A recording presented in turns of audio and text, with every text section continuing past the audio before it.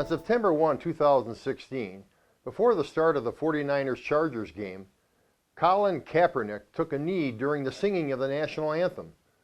He later stated the act was his way of protesting racial injustice in America. From that moment forward, similar demonstrations have taken place on the football field and other venues in which an event is preceded by the normal singing of the anthem.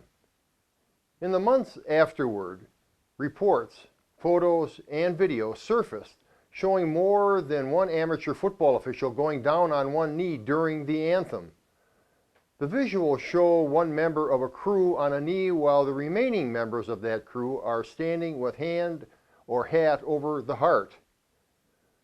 It raises this question: should sports officials engage in such a protest? Let me be clear up front. Racism is something to fight against, as is child abuse, as is Native American stereotyping, as is domestic violence. All well-deserved protestation, and each one of those has in fact used sports to do exactly that. The question for us is this: do we protest while on assignment and or in our officiating uniform? Kaepernick demonstrated before the game because it was a public stage. He could take one knee in the privacy of his house when the anthem is played at the start of a sports contest he might be watching. That would not have the demonstration effect desired. Sports is a public stage, and it is thus for us who officiate. Should we use that public stage to announce our beliefs, such beliefs having nothing to do with the conduct of the contest? The short answer has to be no. Our primary job is twofold: to ensure the game is played by the rules and to fulfill our responsibilities in an impartial manner. We are required to be impartial. That fact removes the option of demonstrating before a game our political beliefs. Such an extrusion is inappropriate. Think about this. A player takes a knee during the national anthem, and I do also. I, who am a member of the crew, work in his game this particular day. I certainly have shown empathy to the player. During the game, I have to make a call involving that player. I innocently decide to rule on behalf of that player. While in reality, what I made was an accurate call, there will be many on the opposing side who will reasonably question my motive, my impartiality. And there are two companion matters to consider.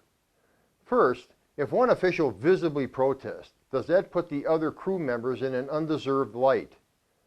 What does such an act do to crew cohesion and dynamics? And second, does such a visible protest wrongly impute a stance upon the agency or governing body that has given the protesting official the assignment? When we accept the responsibility to referee a game, that acceptance requires we put partisan beliefs, political sensibilities, and personal biases aside. We have to park them, and at times that takes discipline. Each of us has strong personal biases. Garish, obscene tattoos, strange hairdos, and revealing attire, such things affect how we look at and accept others. You can be put off by someone as an appearance or someone hyperbolic political beliefs. Those things are not unreasonable. But as with judges sitting behind the bench, or with we officials standing in front of the benches, such matters cannot be allowed to intrude into the conduct of our undertaking. Our vow of impartiality means personal beliefs are to be set aside for the time that requires our impartiality. The game is not a platform for display of personal beliefs against or in favor of a cause. We can be required to show support for a cause, such as breast cancer awareness. We can choose to support a cause or remembrance through use of colored whistles. Such decisions should be made only after consideration of their externalities.